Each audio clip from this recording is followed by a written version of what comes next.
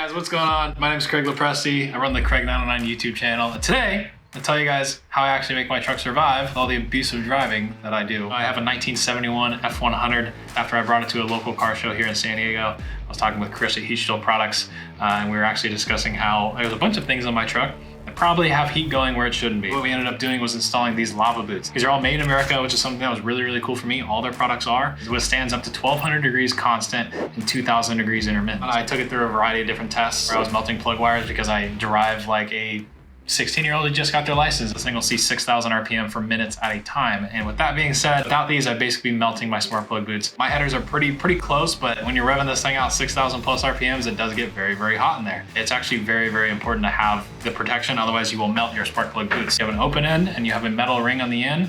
This thing slips through like so, goes flush, and you just push it onto the spark plug and you're done. Basically any heat coming up towards the spark plug boot is not an issue. I took my truck out to Arizona recently when we did a full drag day. We road tripped it all the way to Tucson. Desert air, it's very hot out there. Did drag racing passes pretty much all day. On the last day, we pretty much put it in the burnout pit and did a 6,500 RPM burnout for about 2 minutes straight.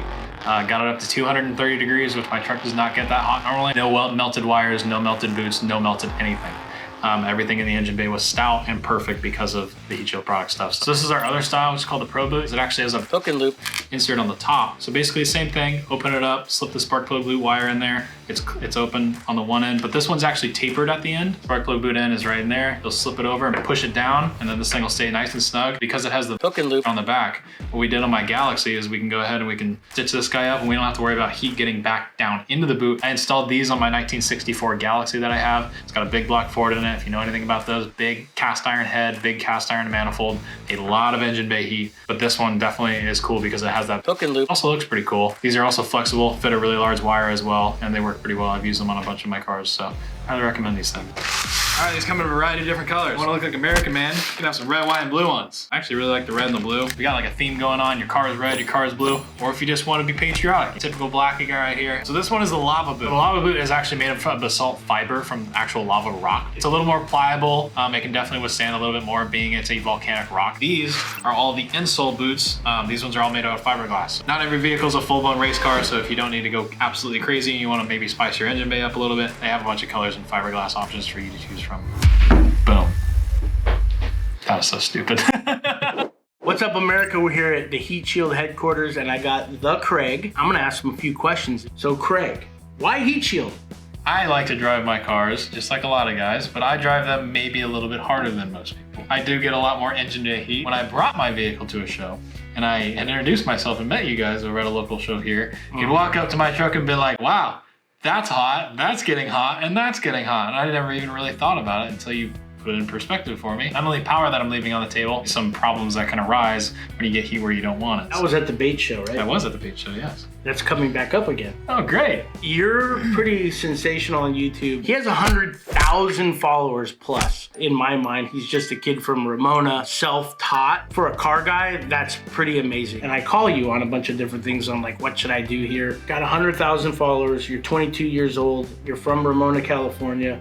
How did you get into it? So for me, it was more of a documentation thing. It was one of those things that when I get my first vehicle, I'm around Cruising Ground, which is a local car show here, and I constantly talk to older guys about, oh, I used to have this 70 Camaro and this 69 Charger, and I sold it, and I wish I never sold it. Well, my ideology was I was gonna get my first vehicle and never sell it. So I ended up getting a 1971 F100 short bed. I see people that have pictures and videos, and maybe they've owned a car for 20 years and they have one photo of them in their driveway standing in front of it. And it's not the color that they talked about, it doesn't have the wheels they were talking about. So I knew I wanted as much documentation as I could. I filmed and took pictures and videos of everything that I did on the vehicle from pretty much day one. After that, it was every single nut and bolt that got turned, got a photo or a video taken. The video that basically started it all was you and a buddy at Ramona High School. Yeah.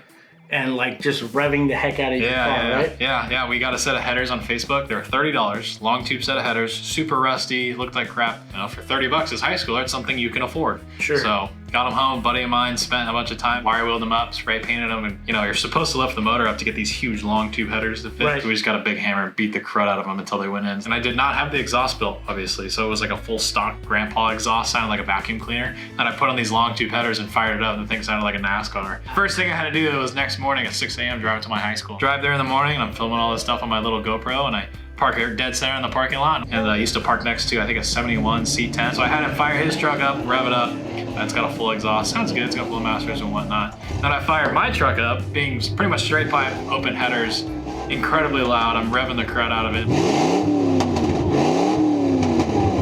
Then I posted it as a high school, open header high school reaction. It did all right. I think at the time I had probably 800 subscribers on YouTube. I think it got like a couple hundred views.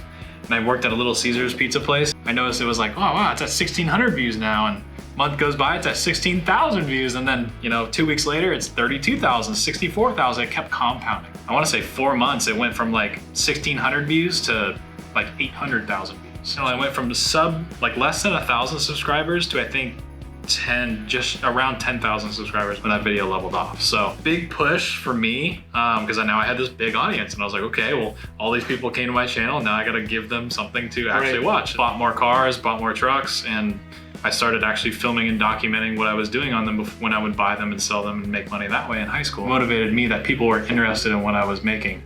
So I continued to do it all the way up till today. If you haven't seen the Craig on YouTube, I will put a link in the bottom of this video so you can go check it out. But we appreciate you coming in. Thank you for watching. If you found this video entertaining, I guess, like and subscribe below, and then make sure you hit that notification button so you can see all the videos that we put out. Never miss a video. Catch you guys later. All right, bye. What's up, America?